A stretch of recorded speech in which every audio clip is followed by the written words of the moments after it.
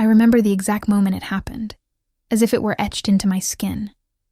We were at a family gala, the kind of event I had attended countless times, always trying to blend in, always trying to be the supportive wife everyone expected me to be. The chandelier light glinted off crystal glasses, laughter rippling through the room. But all of it disappeared when he spoke. His words cut through the air like a knife, sharp and deliberate. "You're old and dead to me."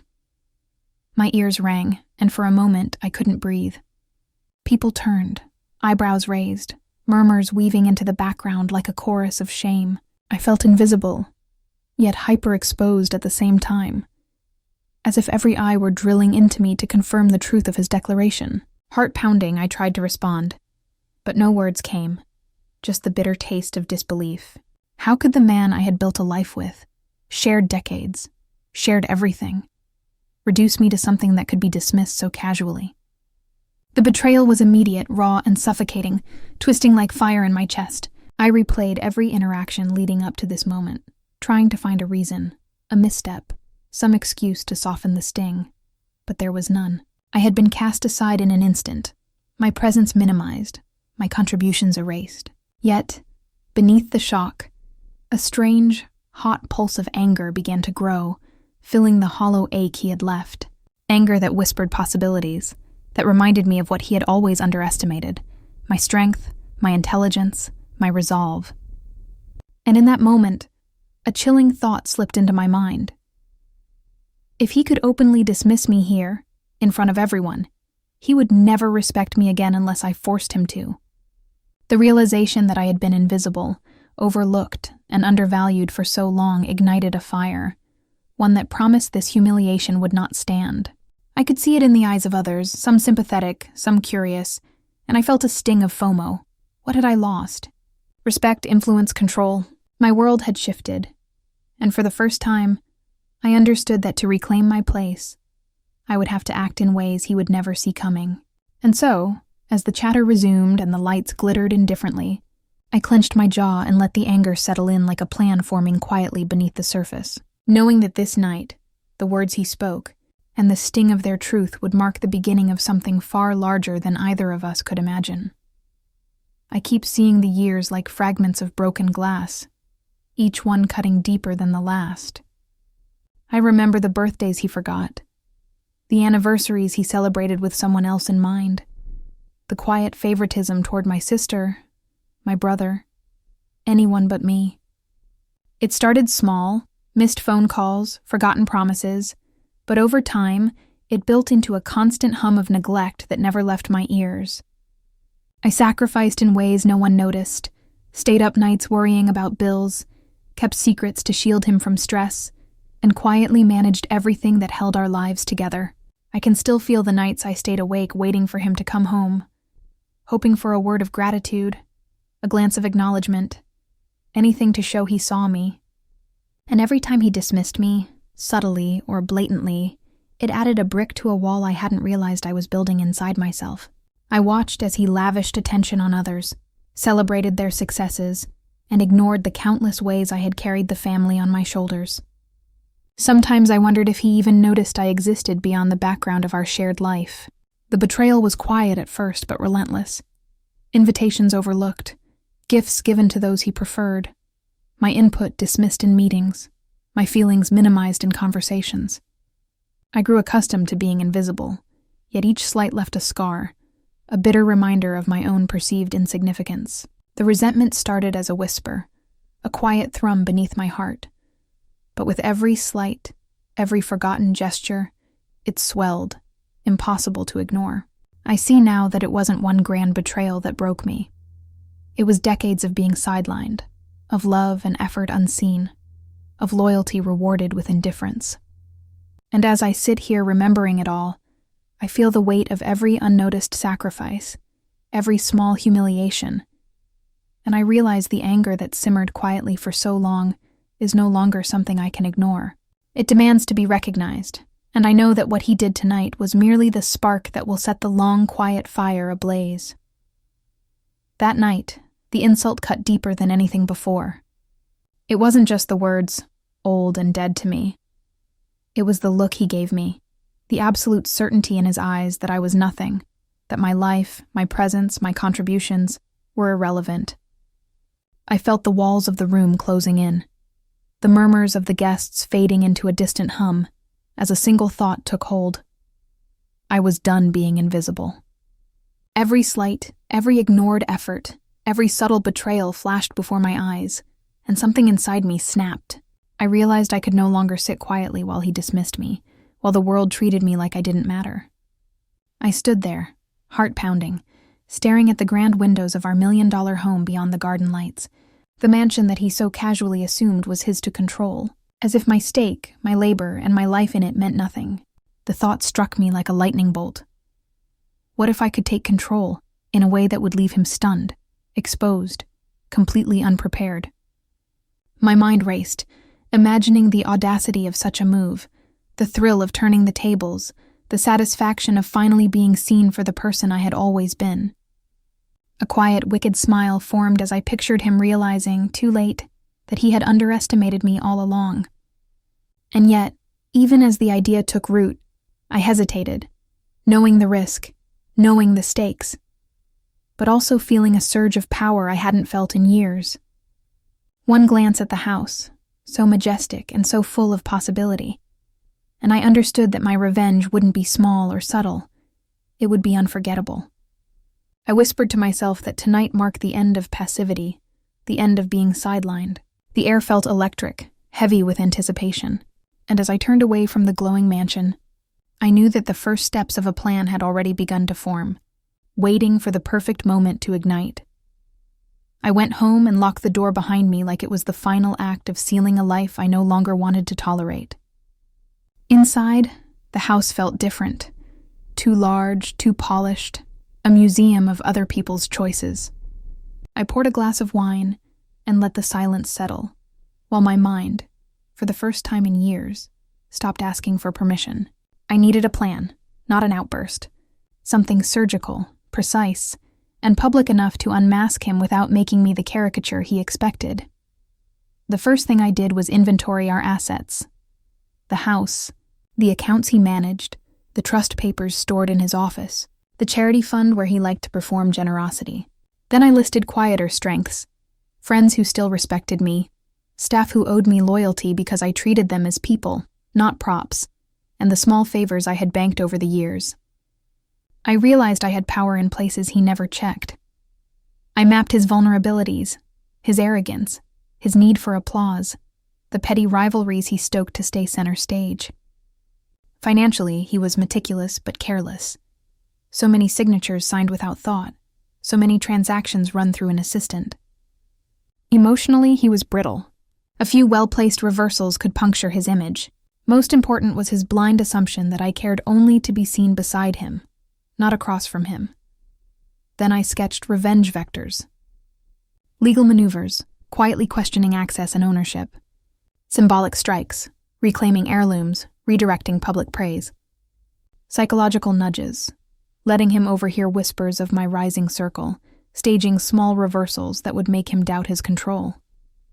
Practical moves, altering access, controlling entries, timing disruptions, so his confidence would crack in public. He weighed risk against reward like a ledger. Some actions were petty and satisfying. Others would dismantle the platform he'd built. I promised myself I would hurt his ego most while keeping my own hands clean. I refused to become the villain he accused me of being. Instead, I would orchestrate outcomes that read like inevitable consequences of his arrogance. The next morning, I began the first move in my carefully plotted plan. Nothing dramatic, just small, precise adjustments that would quietly unsettle him while remaining invisible to everyone else. I started with the house.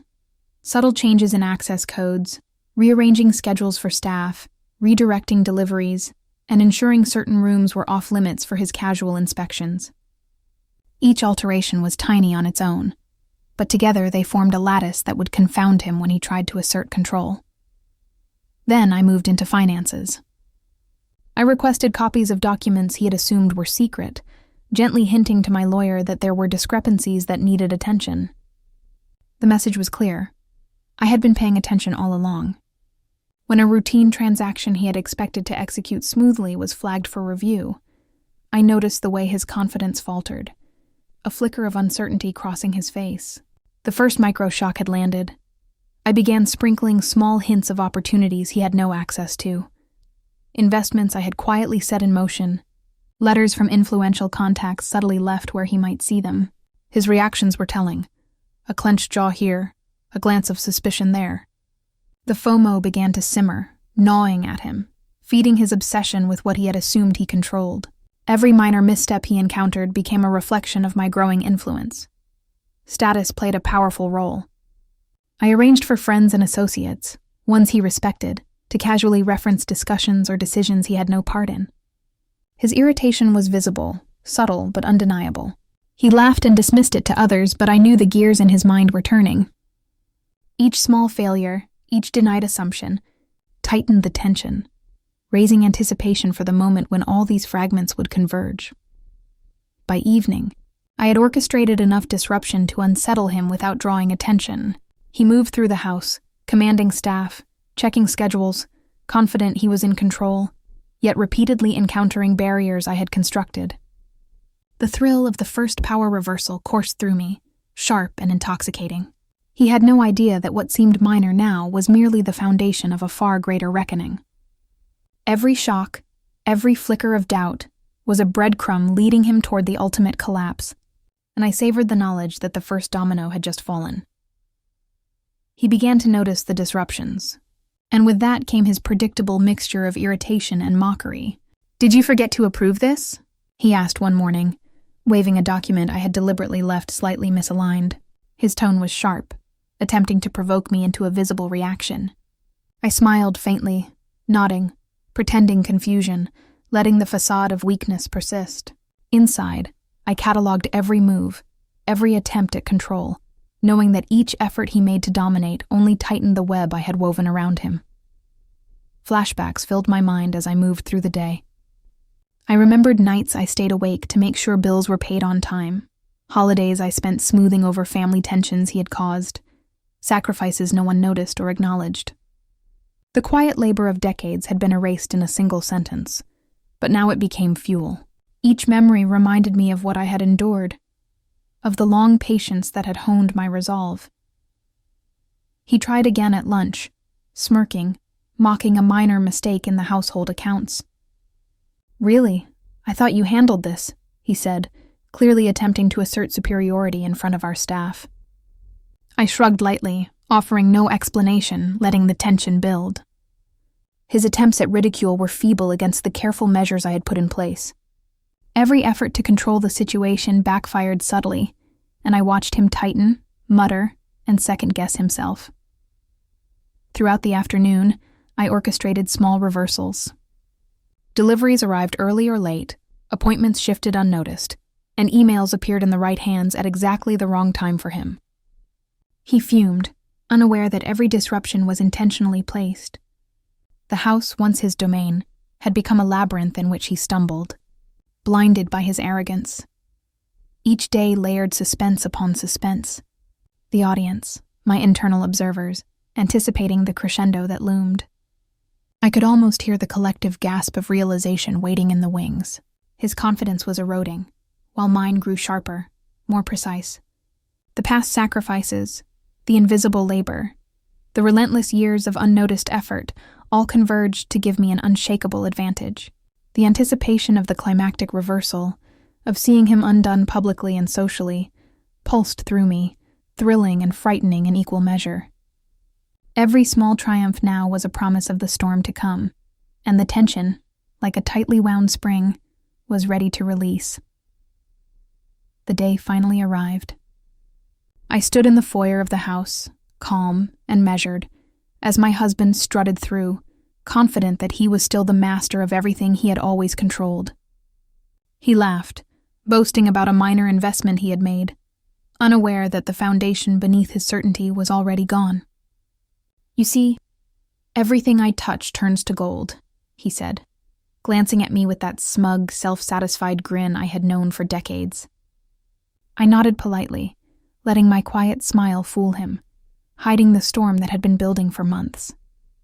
When the lawyer entered, documents in hand, his eyes flicked between us. "I believe there are some discrepancies you might want to review," she said, her voice steady.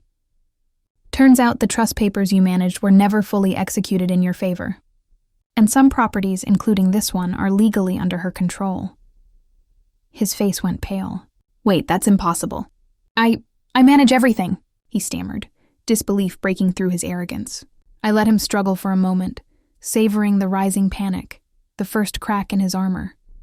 Then I began, slowly and deliberately, to outline the financial maneuvers I had orchestrated over the past months. Investments redirected, accounts secured, contracts executed, all invisible to him until now. "You always thought I didn't notice, didn't care," I said, voice calm but cutting. "You assumed I was weak, passive, easy to dismiss. And while you laughed and belittled me, I was quietly reclaiming everything you took for granted." His hands trembled as he reached for documents, trying to regain control. But every page I handed him confirmed the reality he could no longer deny. How could this happen?" he whispered, eyes darting between the lawyer and me, realizing that the house he thought symbolized his dominance was now mine. The staff exchanged discreet nods, longtime allies of mine silently acknowledging the reversal that had been meticulously orchestrated. I stepped closer, letting the weight of the moment sink in. "Remember the words you said last week?" I asked. "Old and dead to you?" Turns out I was very much alive, and far more powerful than you ever imagined. His jaw dropped, a mixture of anger, shame, and disbelief twisting his features. The guests, initially puzzled, now began to murmur as the magnitude of the reversal unfolded. I let the silence hang, letting him squirm under the invisible spotlight. "This house, the accounts, everything you assumed you controlled. You underestimated me," I said, feeling the surge of triumph. "And now it's all mine, legally, financially, and morally." He tried to speak, to protest, to regain some shred of dominance, but I shook my head. "There's nothing left for you here. You're free to go, but understand this. Your empire of arrogance is gone. Your audience is gone. The life you thought you ruled has shifted entirely, and it was always mine to reclaim. The humiliation was public, unavoidable, and complete." I watched the pride that had once defined him crumble into confusion and defeat. Every laugh he had sought, every display of control, every dismissive comment had returned to him as sharp echoes of irony. The second power reversal was total. He had mocked me, ignored me, and belittled me for years. And now the tables had turned in ways he could neither anticipate nor reverse. I stepped back and allowed the weight of it to settle, my chest still fluttering with adrenaline. The crowd absorbed the spectacle, eyes wide, whispers spreading. My patience, my planning, and my quiet, relentless determination had led to this singular moment. And as he stood there, stunned and diminished, I felt the full, intoxicating satisfaction of justice. Not violent, not cruel, but inevitable, undeniable, and irrevocable. The plan had to feel inevitable. Each tiny mechanism would feed the next, until his collapse looked like the natural result of his choices. I pictured a contractor delaying renovations at the right moment, a bank manager flagging an odd transfer, a socialite returning a favor at a gathering where he could be exposed. The more I connected dots, the cleaner the map became. I set down my pen and listened to the house breathe. For the first time since his words, I felt the slow, steady pulse of control. The anger that had felt wild and consuming had turned practical. Quietly, methodically, I began to prepare mechanisms that would make him watch everything he used to flaunt slip away. The thought was intoxicatingly clean. I knew the next step was finding allies who would not pity me but would help activate the map I had drawn. I thought about how he wielded wealth like a weapon. Private jets for his ego, ornate gifts for favorites, staged donations that erased the labor behind them. He loved public dismissals.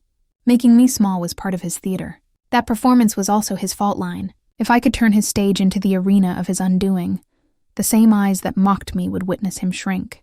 I pictured applause sputtering to silence, polite smiles slipping into awkward glances, cameras catching his flinch. My revenge had to be precise, visible, a public ledger that corrected what had been stolen from me.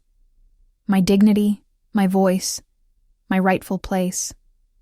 Allies would be discreet, loyal, and decisive. I knew I couldn't pull this off alone, so I began to recruit in whispers, the way you plant seeds and wait for roots. I started with Mara, our longtime family lawyer, someone who always treated me like a person, not a footnote to his ledger. I invited her for coffee under the guise of updating wills. I need to make sure things are in order, I said, keeping my voice light. Just routine. Can you look over our documents? She folded her hands and studied me. Of course. There are always things to tidy up, she said, curiosity in her eyes. I fed it. I've been thinking about the house, I added. There are clauses he never mentioned. I just want transparency. Mara agreed to take a look, and I watched the way her expression shifted when I mentioned the trust he'd managed. You'll be surprised what shows up when you dig, she murmured, and I felt the first gentle tug of the net closing. Next was Adrian, the contractor who oversaw renovations. He was a man who liked order and timelines, the sort of person who respected a firm brief. I called him in for a small repair, telling him I'd need him on standby for maintenance. Small jobs first, he joked, wiping his hands. What's wrong with the place? I smiled. Just want someone reliable. You know how these old houses act, he agreed. And I slipped him a schedule that looked innocuous, but had pockets of delay built in. Appointments that would conveniently stall certain improvements the day of my reveal. When he read it, he frowned. You sure about these dates? Absolutely, I said. I trust you to handle it discreetly. No one needs to know more than they have to. He nodded, pride evident. I had always treated our helpers with respect. Loyalty paid dividends. He didn't know he was threading the curtain that would later fall on him. Then there was Seema, the house manager, who had been with us longer than I had been married. You look tired, she said when I called her into the kitchen. Anything I can do? Keep an eye on deliveries, I told her. If anything seems odd, tell me first. I don't want surprises. Her eyes flicked toward my husband's study. Mr. Ellis won't suspect, she said. I let her think that was all. Her practical nature made her the ideal, unassuming sentinel. I also reached out carefully to Jacob, a former business associate who had grown disillusioned with my husband's vanity projects. I have a favor, I said over the phone. Just a small thing. I could use someone who understands how his mind works. Jacob laughed, but it was hollow. You should be careful, he warned. He doesn't forgive. I won't be the one he needs to forgive, I replied. I just need someone to quietly verify an account or two, confirm transactions. Nothing dramatic, he sighed. Fine, I'll look. No names. No paper trail. Each conversation was a mosaic of half-truths and implied needs. I told the smallest possible truths, enough to motivate action, but not enough to reveal the design. People volunteered because they liked me, and my calm confidence made them believe this was a routine adjustment. I learned how to be persuasive without pleading, how to use the language of stewardship and duty to mask intention. At times, I spiced the negotiations with vulnerability. I don't know what to do, I'd say, heavy-eyed. I just want fairness. Their instincts leaned toward help. At others, I spoke with the certainty of someone redirecting a project. This must be done this way, I said, precise. The mix worked. Night after night, I stitched these threads together, calling, meeting, dropping hints that suggested but never showed. I kept the conversations in my head, arranged like beads on a string. No one understood the full picture, and that was how I wanted it. As each ally accepted their small role, the plan took on a shape I could finally recognize. Coherent. The house no longer felt like a prison. It felt like a stage. I heard the first scene clicking into place. The next morning, I moved quietly through the house, performing ordinary tasks while planting invisible markers for the coming storm. Every gesture was calculated, leaving subtle hints of my involvement in financial decisions, adjusting documents he assumed he controlled, and letting small, accidental notes fall into his sight. I knew him well. He thrived on attention and dominance, and he hated being out of the loop. I fed that need carefully, dangling just enough information to stir curiosity without giving away the full picture. At breakfast, I casually mentioned a charity auction I had attended, describing an item in a way that suggested I'd outbid him. His brow arched, a flicker of FOMO passing across his face, quickly masked by arrogance. He asked no questions, but I knew the seed had taken root. Later, while reviewing schedules, I mentioned that a new contractor had noticed some irregularities in the house, hinting that someone else had been more observant than he realized. His pride bristled. He glanced at me sharply, suspicion barely held at bay. Throughout the day, I continued these small maneuvers, an innocuous phone call to a friend implying I had been offered opportunities he hadn't been told about, leaving receipts from a high-end boutique in places he might find them, and discussing minor investments with casual excitement. Each moment was designed to poke at his ego, to create unease, and to make him feel the creeping tension of being overlooked. And yet, he remained oblivious to the orchestration of it all. He laughed at a small dinner party, congratulating himself on his cleverness while I sipped my wine silently, letting the irony settle. He had no idea that every micro-movement, every whispered conversation, every carefully timed accident was a thread pulling him toward a reckoning he could not anticipate. The house, the people around him, even I, everything had begun to align in my favor. I watched him, smiling faintly, knowing the moment when it would all click into place was still ahead. The anticipation was intoxicating, and the thought of his eventual shock sent a thrill through me, even as he remained blind to the storm quietly forming right under his nose. It was during a small family gathering, the kind where everyone tried to outdo one another with compliments and laughter, that he struck again. His words cut through the chatter like a blade. "Honestly, I don't know why anyone bothers including you," he said, smirking as if he were delivering a harmless joke.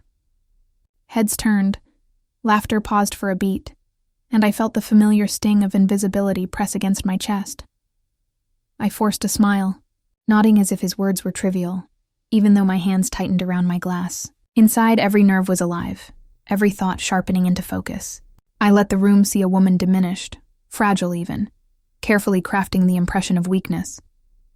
The contrast was intentional, the old me, timid and overlooked, appearing before them one last time. As he continued, boasting about an investment or a favor he had secured without me, I let my eyes wander, pretending not to hear, as if I were distracted by trivialities. Yet inside, I catalogued every word, every gesture, every arrogance-fueled smile. I noted the laughter he sought, the admiration he craved, and the blind trust everyone placed in his dominance. The audience, the family, the friends, watched me nod and take my seat quietly, seeing the submissive figure I presented. But inside, I was constructing a mental blueprint of reversal, mapping every opportunity to turn this moment into a public unraveling for him. Each laugh he collected, each congratulatory comment he received, only tightened the tension, feeding anticipation. I could almost feel the air humming with the unspoken question. How long before the facade cracks? How long before his control slips through his fingers? And in that quiet calculation, I smiled inwardly, knowing the reversal was coming. One he would not see. One that would hit hardest precisely because he believed I had no strength left. The stage was set, and the audience, both present and unseen, was unknowingly leaning forward, awaiting the moment when the overlooked would rise and the mighty would stumble. The house was quiet again, but the air felt different, charged with the residue of what had just occurred. I walked through the rooms, touching surfaces that had once symbolized his control, now entirely mine. The walls no longer loomed. They felt like witnesses to my reclamation. The thrill of victory was tempered with a quiet reflection. It hadn't been about money or status or proving him wrong in the eyes of others. It had been about reclaiming my voice, my dignity, and the power that had always been mine but had been ignored for far too long. I thought of him, still reeling, trying to piece together how he had been outmaneuvered at every turn. The social veneer he had maintained was shattered, his arrogance dismantled so precisely it was almost artistic. People who had once deferred to him now looked to me with curiosity, some with newfound respect. He tried to speak, to assert himself, but the words fell flat. His influence had evaporated as quickly as it had accumulated. And yet, even as triumph coursed through me, there was a lingering twinge of sadness. Years of neglect, betrayal, and lost time could never be reclaimed. I mourned the parts of myself I had surrendered in hopes of love and recognition, the sacrifices made quietly, the patience that had been met with disregard. But alongside that sorrow was clarity. I understood my worth in ways I had never admitted to myself before, and I felt the first genuine relief I had known in decades. I allowed myself to breathe fully, knowing that the humiliation he endured was not vengeance for its own sake, but a reflection of truth finally acknowledged. The empowerment was visceral. I had been underestimated, dismissed, and written off, and yet I had orchestrated a reversal so complete that his previous dominance could no longer exist. It was not cruel. It was justice, the poetic satisfaction of balance restored, earned through intelligence, patience, and careful planning. As I stood by the window, looking out over the grounds that had once been a symbol of his supremacy, I felt both grief and triumph entwined. The weight of the past lifted, replaced by a sense of agency I had not known I still possessed. And while I knew some wounds would linger, the knowledge that I had reclaimed control, asserted my value, and orchestrated a reckoning that would be remembered long after, was enough. The house, the wealth, the power, all were mine, but more importantly, I was finally free from the shadow of someone who had once claimed I was insignificant. In the days that followed, the ripple effects of what had happened spread quietly, but unmistakably. Friends who had long observed my patience and resilience began reaching out, some with cautious admiration, others with outright congratulations. "I've never seen anyone handle betrayal with such precision," one whispered over coffee, eyes wide with a mix of awe and disbelief. Even distant relatives, who had once ignored my presence or dismissed my contributions, began to acknowledge the subtle ways I had reclaimed control. Their glances, tentative at first, gradually shifted to respect, and I felt a warmth I hadn't allowed myself to experience in years. The social circles that had once elevated him now hesitated in his presence, unsure how to navigate a world where his dominance had evaporated so thoroughly. Invitations he had taken for granted were quietly rescinded, favor extended instead toward me. Karma, subtle but undeniable, had aligned with patience and strategy, reinforcing the lesson that arrogance and neglect have consequences. I watched from a distance, smiling at the poetic justice as those who had once questioned my worth now acknowledged it openly. Even the staff, the contractors, the small network of allies I had enlisted, felt a sense of triumph without fully knowing the orchestration that had guided them. Their loyalty, quietly earned over years, became part of the narrative that exposed his vulnerability. He moved through rooms with a careful, guarded tension, aware for the first time that his social standing, which had been built on fear and ego, could crumble in the blink of an eye. And as I sat alone one evening, reflecting on the whirlwind of events, a thought lingered, a final quiet thrill. This was not the end. There were still surprises left, whispers unspoken, and opportunities to remind the world that I was not to be underestimated. I smiled, feeling both the satisfaction of completion and the anticipation of what subtle ripples I could still create.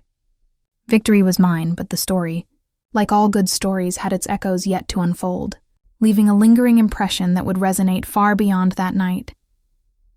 As the house settled into its new rhythm, I found myself alone in the study, letting the silence wash over me.